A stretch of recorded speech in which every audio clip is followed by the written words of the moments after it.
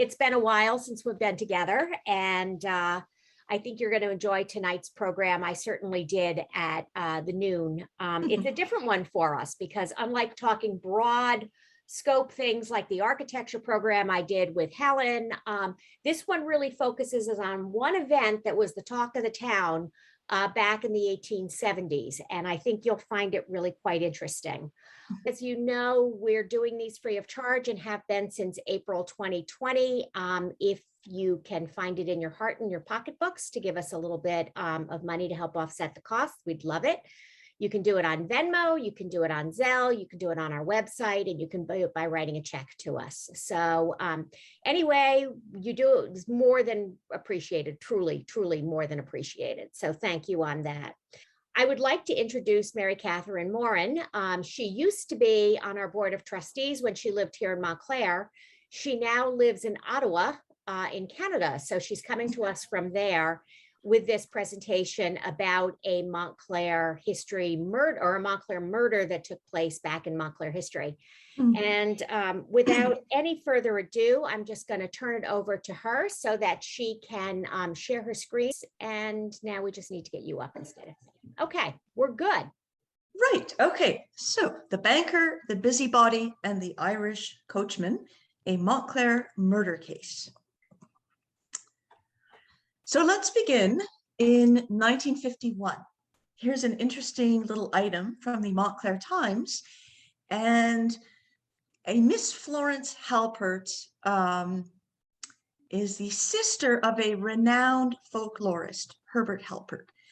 And Herbert Halpert went all over the US, but was especially known for his work in the Mid-Atlantic region. And he collected folklore and ballads and songs. And he had come across a song. He actually had a man in his 90s sing him this song that seemed to have some reference to Montclair, New Jersey. A man named Joseph Blair, in a fit of passion, shot his coachman, William Armstrong, and it went on.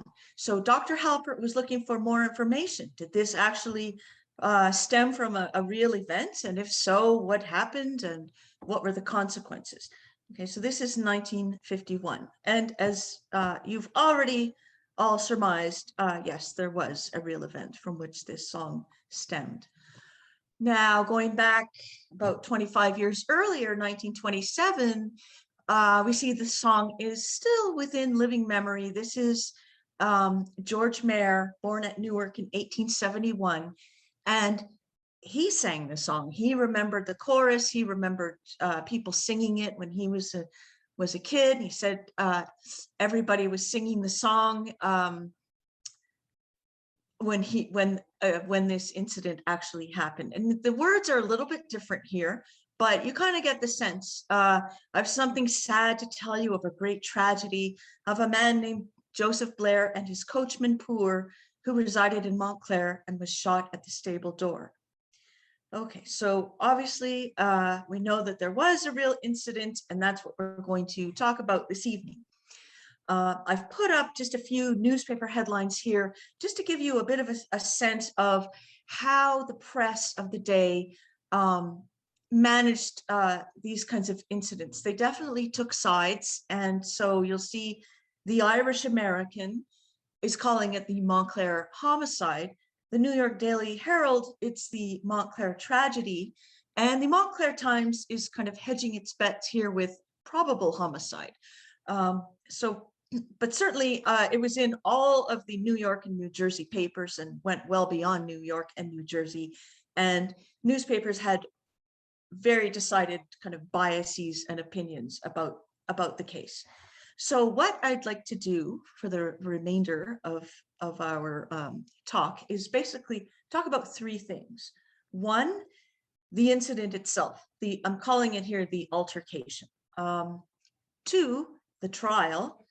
And three, and finally, if we have time, I want to say just a very few words on, I've said here the Irish in America, but I'm really talking about notions or stereotypes about the Irish in America. So let's begin. The altercation took place on the 26th of June, 1879, on Orange Road in Montclair. And here are our main characters. So we've got the banker, Joseph Allen Blair. He couldn't have worn a better hat to kind of depict the banker. We've got the Irish coachman, John Armstrong. And unfortunately, the only records I have for Armstrong are death records. And we've got the busybody, Rebecca Ballard Draper.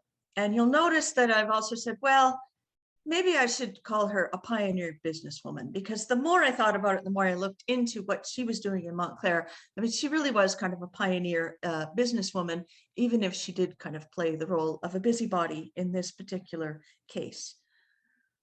So Joseph Allen Blair was born in Brooklyn, the son of James Blair and Anna Allen. He married in 1873. He was a bank teller, and he, in about 1877, moved his family, he had 2 young children, to Montclair. They rented a house in Montclair, and this is where all the incident took place. He was once a Brooklyn boy. The Brooklyn Daily Eagle actually took kind of a hard line against Blair.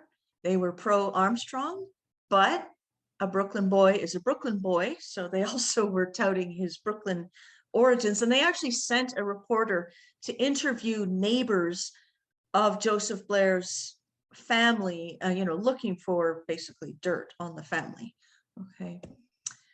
Now, he did not come from money, but they seem to have done fairly well. And when his mother died in 1882, she was able to leave a property, interestingly enough, to her daughter. She had 4 sons and 1 daughter, and she left everything to the daughter and said that she was doing this with, quote, the knowledge, consent, and express wish of my 4 sons.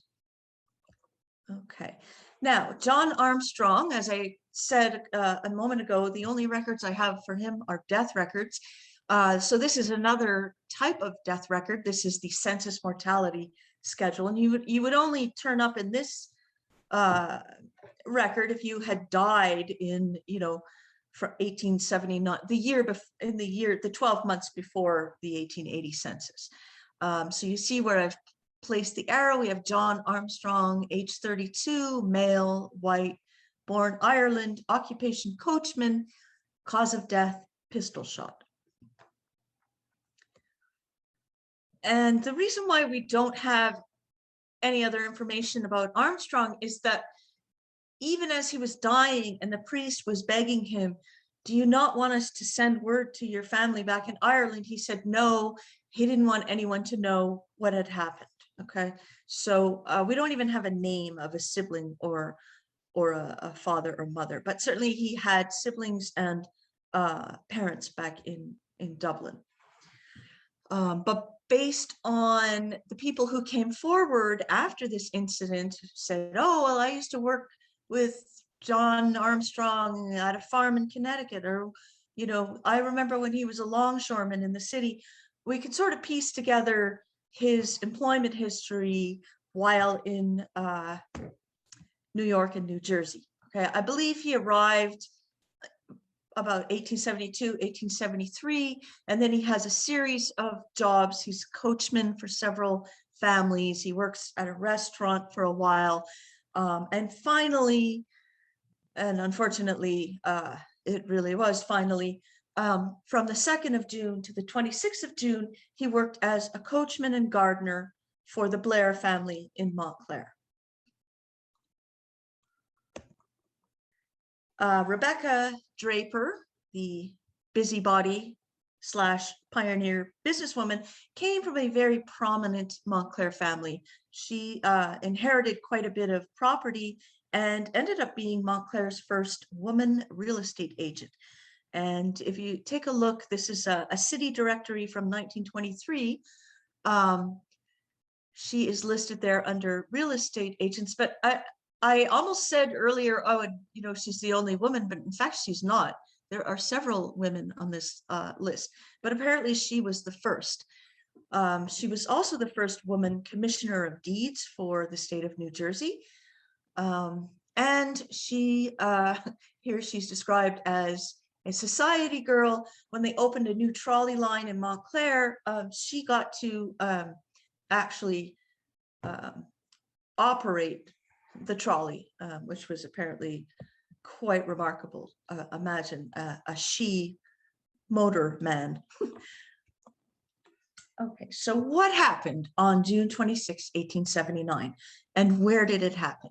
Where it happened was on Orange Road, if you're familiar with Montclair, the closest cross street being Cedar Avenue.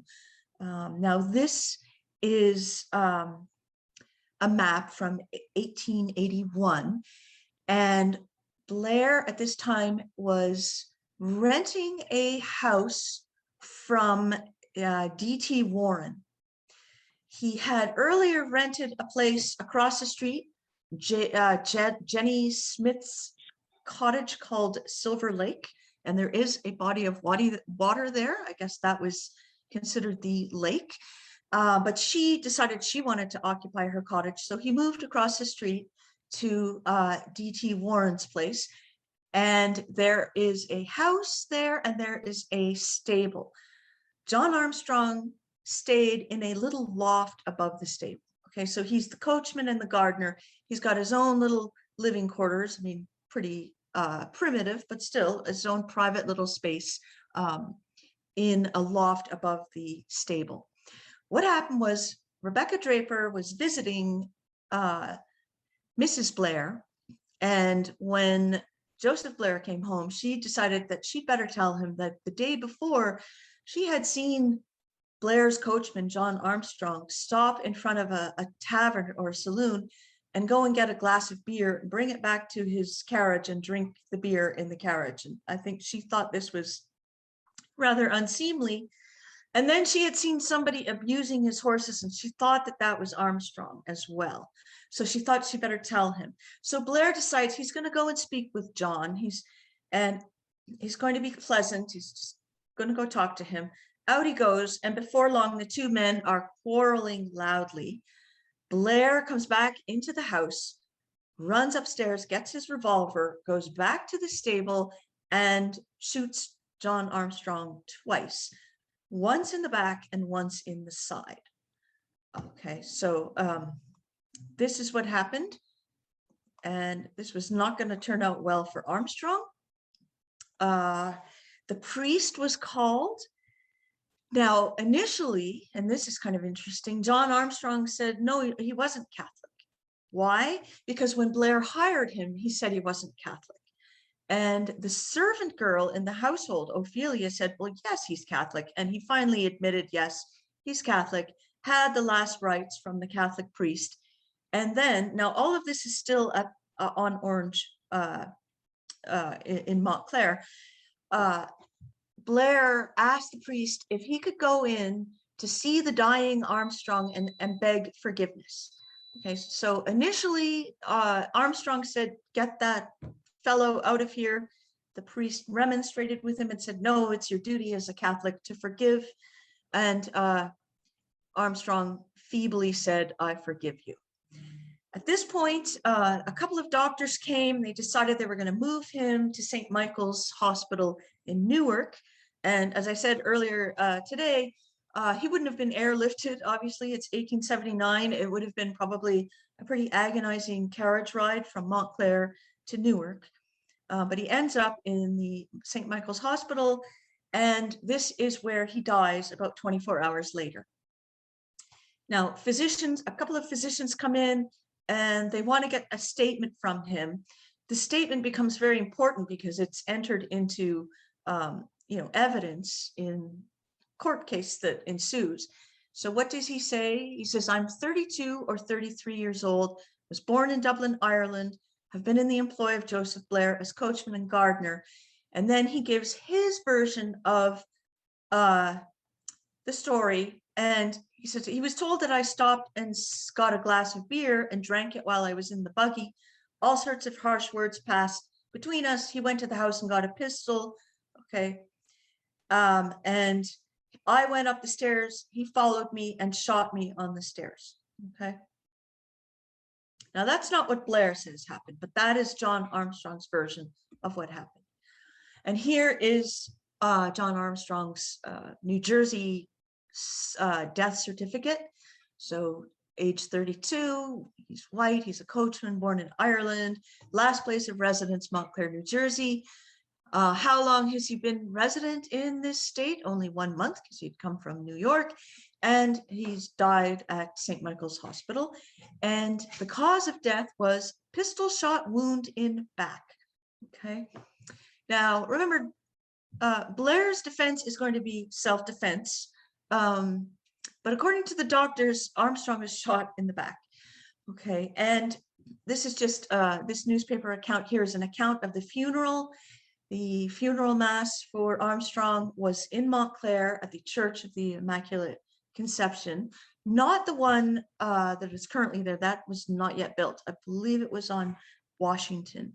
About 600 people gathered. A lot of the kind of Irish in the town had taken up a collection to make sure that he got a decent burial. They bought him a nice casket, and somebody in the church donated a lot so that he could be properly buried.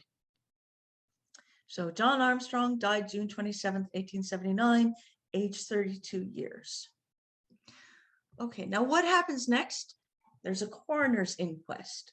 I'm going to find out what happened, and then based on what the coroner's jury has to say, then the state, can decide whether or not to pursue charges. Okay, so they put together a jury, and they have a couple of days of testimony, all kinds of people coming out of the woodwork.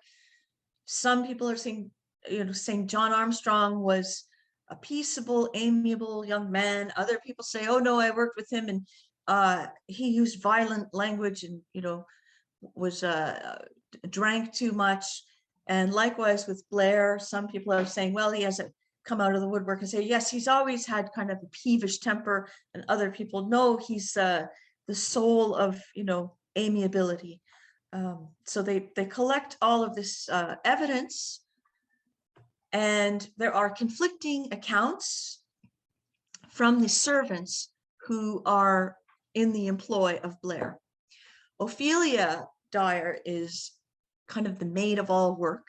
Her account is very important because if her version of the events is considered credible, it does not look good for Blair, because she says she doesn't pretend to have overheard what they were actually saying, which some witnesses do. She said she heard them, kind of quarreling angrily by the stable. And then she's in the house. Blair comes rushing in, runs upstairs with a revolver, and she stops him and says something like, oh, please, Mr. Blair, can you not, don't get out of patience with John. And he says something like, no, you hold your jaw, I'm in charge here, and it must be done.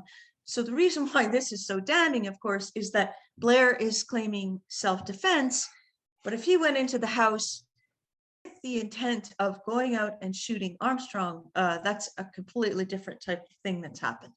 Now, the other servant has only been there for 3 days, Peter Rossello, and apparently Armstrong and Blair did not get along, and they had already decided that Armstrong was only going to serve out the rest of the month. And Peter had been told, Armstrong's probably leaving and then you can have his position. Okay, so he's not exactly a disinterested witness, shall we say. And he claims that John Armstrong said, get out to Blair, get out of here or I'll blow your damned head off. And then he says something like, and then he figured there's going to be some kind of violence, so he went and hid. Okay, so who are the jury going to believe? And then we have Rebecca Draper's statement. She shows up at every point in this story. Now she contradicts Ophelia's testimony. Ophelia says that Blair said to his wife and Miss Draper, go inside the house. something bad is going to happen. In other words, there's going to be violence, go inside the house. And she says, no, no, no, that didn't happen. Okay. And Joseph Blair claims that he went up the stairs. John Armstrong kind of pushed him, pulled him into the room. He had a revolver. There was a rusty old revolver that had belonged to a previous coachman and on a shelf. And he had that revolver in his hand and he was going to shoot Blair. Okay, so Blair then put his hand into his pocket and pulled out his revolver and shot Armstrong, to preserve his own life. Okay. Now remember, John Armstrong said, no, he shot me on the stairs.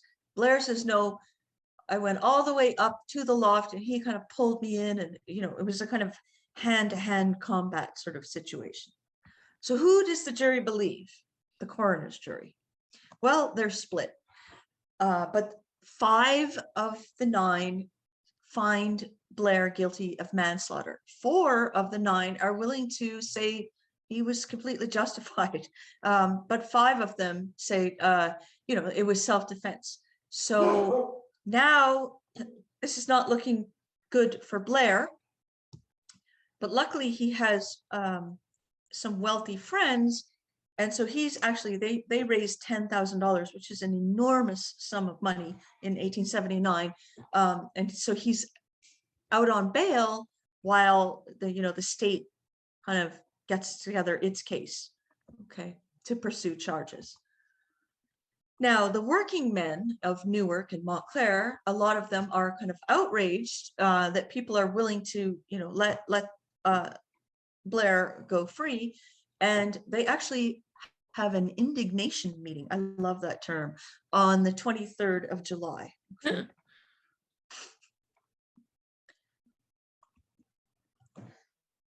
Okay, the trial. So what happens is, on the 11th of September, Blair is arrested at his home in Montclair, taken to jail. And on the 13th of September, he is indicted for murder. He has to stand trial for murder. And of course, this is in Newark. Okay, so he's now in jail. The papers love this.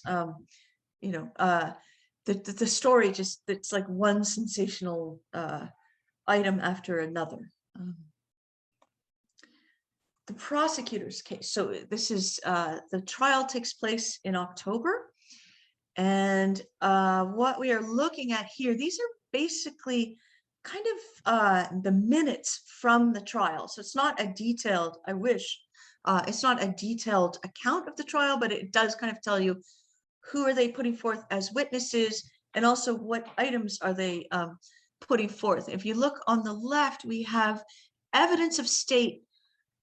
This is Arthur Horowitz, 1 pistol, 9 pieces of cloth, and 2 cartridges. This is Arthur Horowitz, works for the sheriff's office. I think it's fair to say that forensic science is in its infancy in 1879, but it's really interesting to see how they're trying. And what he does is he gets 9 pieces of cloth, gingham cloth. He says, this is very similar cloth to the cloth that John Armstrong wore, a gingham blouse, what we would call a shirt. Okay, and he goes down to the cellar of the courthouse and he shoots these 9 pieces of cloth at different distances, starting with shooting away at the muzzle of the gun, actually touching the cloth, then 1/2 inch away, then 3 inches away, and so forth. And the idea here is to show that the closer the gun is to the piece of cloth, the more powder burn you get, and that there wasn't all that much powder burn on John Armstrong's shirt, and that therefore Blair shot him from a distance and not in some kind of hand-to-hand combat situation, which is what Blair and his defense want to claim. Okay, so it's a really interesting kind of experiment. Unfortunately, it kind of falls apart under cross-examination when the lawyers ask him, well, how much do you know about fabric? And what if it was wet? Is that going to make a difference? It could be wet from, unfortunately, the blood from the dying man who apparently was bleeding quite profusely. And on the right here, you'll see a sketch of the carriage room. Okay, this is like the loft where Armstrong slept. J is the shelf upon which the revolver lay. And you see Blair's self-defense requires the jury to believe that, you know, they went all the way up the stairs and then Armstrong had gone across the room, grabbed the revolver, and then pulled Blair into the room, and they had this tussle, and Blair had to shoot him. Okay. So what was the prosecutor's case? Well, basically the case was, this is preposterous as an example of self-defense. First of all, Blair ran into his house to get his revolver. At that point, all he had to do was lock the doors of his house. He and his wife and children are safe. Armstrong is out in the stable, and there's just no self-defense, argument to be made. Secondly, that he did intend to shoot Armstrong, and that's where the testimony of Ophelia is so important. And finally, that excuse me, he was shot on the stairs and in the back and the side, which doesn't really support a self-defense argument. Okay, so that's the prosecutor's case. Now, what is the defense's case? Well, the defense's case is, again, they sort of double down on the story of John Armstrong. Now, they had said for the coroner's jury that, you know, Armstrong had threatened Blair. They sort of double down on this, and now even have him, if you'll excuse my language, saying to that Mrs. Blair, she shouldn't be anywhere near, if she's anywhere near the stable, excuse my language, she's a damned slut, and sort of made it, he was like kind of a desperado on the Blair property. Okay, so that is their line of defense. They also, and this is something that the prosecution bitterly complained about, they have Mrs. Blair and Armstrong, and the Blair's two little children are in the courtroom every day. A lot of friends of Blair are in the courtroom every day. The prosecution frequently alludes to John Armstrong's friendless status to kind of, you know, discredit him. Like, if he, you know, were a decent person, wouldn't he have some people here defending him? And there's even an account, it's published in many papers, of how, and this is towards the end of the trial, the little boy climbs up onto his father's lap. This is in front of the jurors, and says, "Papa, won't you come home tonight? Mama cries so much when you are away." And all of these, jurors, these grown men, are moved to tears. Okay, so that's not looking good for the prosecution's case. And the other thing that they do is they really go after John Armstrong's character, to the point where, first of all, he's criticized for lying about his religion, which he probably, I suspect he did, because he wanted the job. So he said he was a Protestant. Blair did not want to hire a Catholic. Now, his lawyers were quick to add, not because he had anything against Catholics, but just that because they're so attached to their church, they wouldn't be, like an Irish Catholic wouldn't be happy in a country situation. Okay. So not only had he lied, but he was not a Protestant, but he wasn't a good Catholic, he was a bad Catholic. Okay, so he was a drunkard, he was profane, he was, he was kind of depicted as a ruffian and a kind of desperado, and Blair was justifiably frightened on his own account, and because of his wife and children. Okay. It works. The verdict comes in. Now, I should say, the jury did not arrive at a verdict quickly. It took them 4 days. The rumors, which I suspect were true, is that there were 1 or 2 jurors who wanted to convict. So, in that case, the other jurors kind of have to convince them. But they did finally come in with their verdict on the 23rd of October. This jury came into court and said that they had agreed upon their verdict, and by their foreman say that they find the defendant not guilty, and so say all. Okay, now what this means is Blair gets to walk free. Now, had he been found guilty, he would have hanged. In New Jersey at the time, this was a capital offense. So he was on trial for his life, and his lawyers got him off. So he walks free. But things aren't too friendly for him in Montclair. And within a month, he and his family have moved back to Brooklyn. And apparently he had been receiving threatening letters with skulls and crossbones. A lot of working people were quite upset that this man had, basically shot someone in the back and walked away. Okay. Now, I just want to say a couple of quick things about the Irish in America, because it does pertain to this case. There are, of course, any number of stereotypes about all kinds of different ethnic groups in the 19th century, and one of them being the Irish. And the Irish coachman is definitely a type or a stereotype. This dog here, this is Seamus from Mary Poppins Returns. He is an Irish setter, so he's kind of a version of an Irish coachman. And on the right side of the screen, this is somebody talking about an Irish coachman. It's very patronizing, but it's sort of talking about, this coachman who has the gift of the gab and is so humorous, and, considering his want of education, it's really remarkable how, what a fund of humorous stories and knowledge he has. So, it's definitely a stereotype, but it's not nasty. But there is a nastier version where the Irish coachman is a kind of a drunk or a ruffian. And here you see a scene from the stables, love and high and low life. So this is a young lady, obviously from a very well-to-do family, and she is in some kind of, has a romantic attachment to the coachman. You, as the reader, are meant to see that this is ludicrous and inappropriate.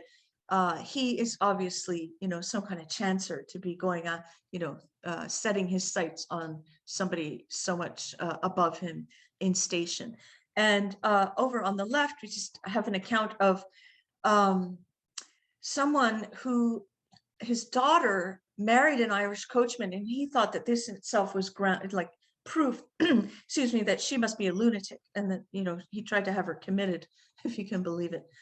Okay, so these are the kinds of stereotypes, though, that when people read the account in 1879, Irish coachman, they might have had, the sort of more benign version of the Irish coachman stereotype, or they might, have had, the kind of nastier, darker version. But here, just quickly, let's take a look at these ads. These are from the 1870s, and the bottom ad over on the left, this is from the New York Times, wanted a first-class coachman, Orangeman preferred. Now, this is kind of remarkable to me, because it's not even saying Protestant. It's basically saying, well, of course I want an Irish coachman, but I don't want an Irish Catholic coachman. I want an Irish Protestant coachman.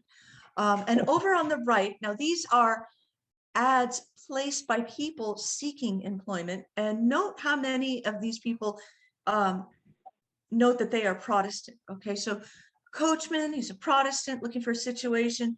Coachman and gardener, a man and a wife.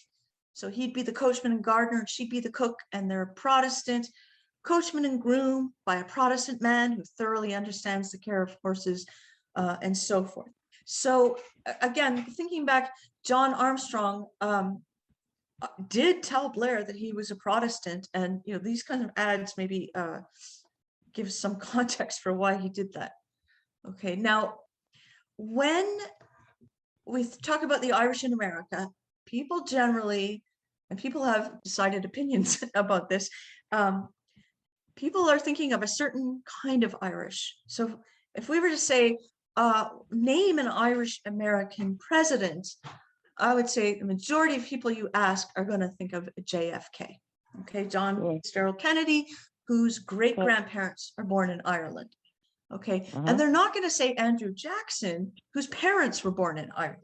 Okay, so why is JFK Irish? Andrew Jackson is not. Well, briefly, because when people think about the Irish in America, they are thinking about the Catholic Irish. They are thinking about the Irish who came in large numbers, especially from the famine. So, you know, between 1845 and 1855, almost like 1.5 million people from Ireland emigrated to America. Many more through the remainder of the 19th century. Okay, so that's who they're thinking about. And they're not thinking about the Ulster Protestants, who call themselves in America often the Scots Irish. Okay, but this is a very significant demographic group. And you know, in 1800, probably about 2/3 of Americans of Irish origin were of Ulster Protestant origin. Okay. Now, the reason why I think this is kind of interesting is because we know Blair, he also apparently didn't love the Irish, okay, had said something about Armstrong, he's just an overgrown Irishman, and didn't want a Catholic coachman. So here is his passport application from 1915. And here he reports that his father, James Blair, was born in Scotland, okay, in 1800. Now, this seems like reasonable enough, you know, statement. Blair is, you know, a Scottish surname. But then if you take a look at the records, census records and death records for Joseph Blair's parents, it's pretty clear, both his mother and his father, for, you know, every census for which we have a record, they report that they're born in Ireland. And likewise, their death records give their birthplaces as Ireland.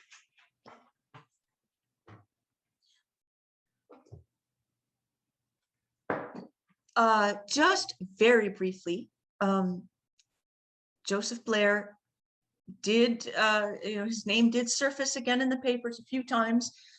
He was suspended from the stock exchange for a brief period, and he tried to sue someone. Now, this I find significant. This, if you look at the New York Tribune, 21st October 1897, he did not win this case, but he sued a fellow stockbroker for slander because this fellow said of Blair, he's a murderer and a damned thief. He's not fit to be a member of this or any other exchange. So what that suggests to me is that this case from New Jersey, it did follow Blair. He certainly got off, he walked away, and he ended up, he did amass quite a bit of wealth. He had a country house, did very well, but people, you know, they talked about him, shall we say, and some people considered him to be not a very good character. Now, finally, let's return to the song, because if you'll recall, at the very beginning of our talk, we had the folklorist in 1951 looking for more of the lyrics to this song, and then somebody in 1927 who could still sing the song. Well, here is the song from 1879, composed by a man named Edward Kennedy, and this was actually sold for a penny a copy outside the courthouse in Newark as Blair was on trial. Now, attention give, I pray, and list to what I say. I'll do my best to please you in my song.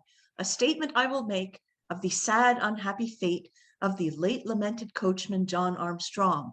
He was shot by Joseph Blair, who resided in Montclair. He fell a corpse outside the stable door.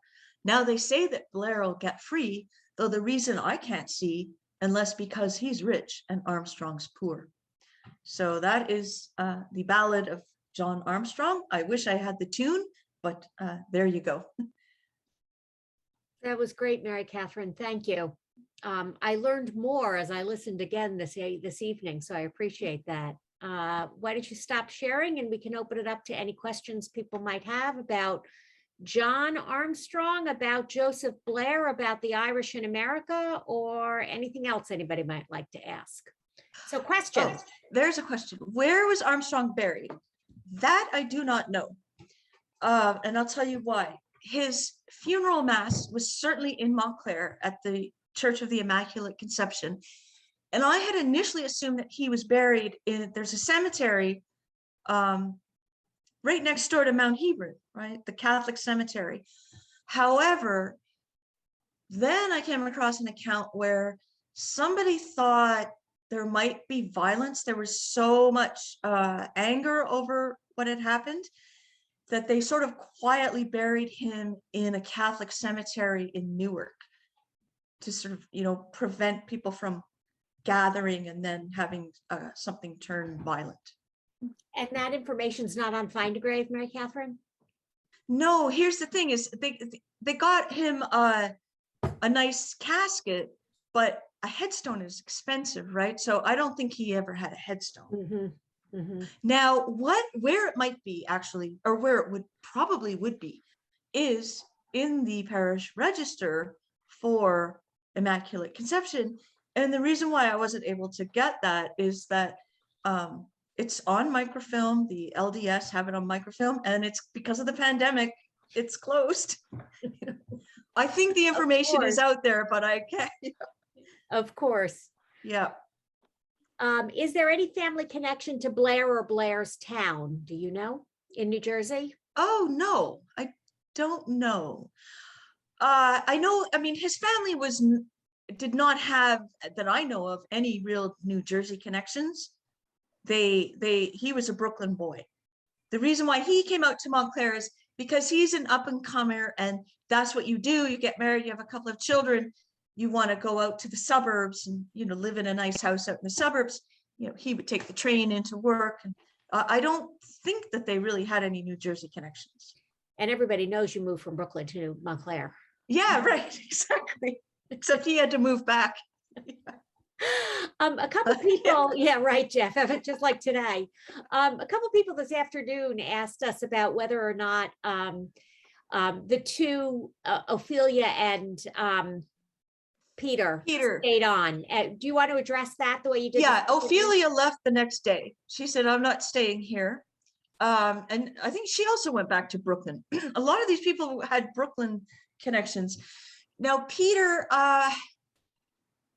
I don't know what happened to him, but as I said earlier today, once he's shot the coachman, you know, working for Blair in Montclair is not really a great employment prospect because he's in jail, you know, and then, okay, he's out on bail, but then they come and arrest him and he's in jail and then ultimately ends up moving back to Brooklyn. So I would suspect that Peter kind of saw the writing on the wall and just found something else, found another position.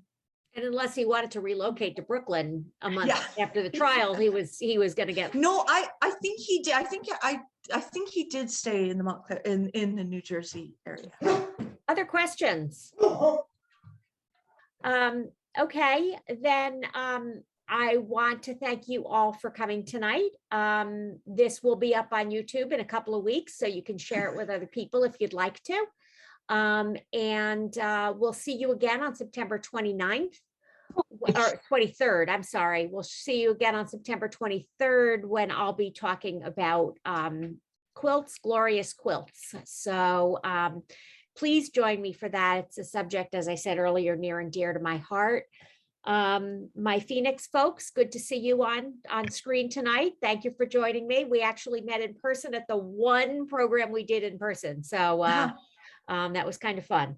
So thank you everybody for coming, and we'll see you in a couple of weeks. Stay safe. Thank you very much. Thank you. Bye-bye. Bye. Bye-bye. Good night. Good night. Good night.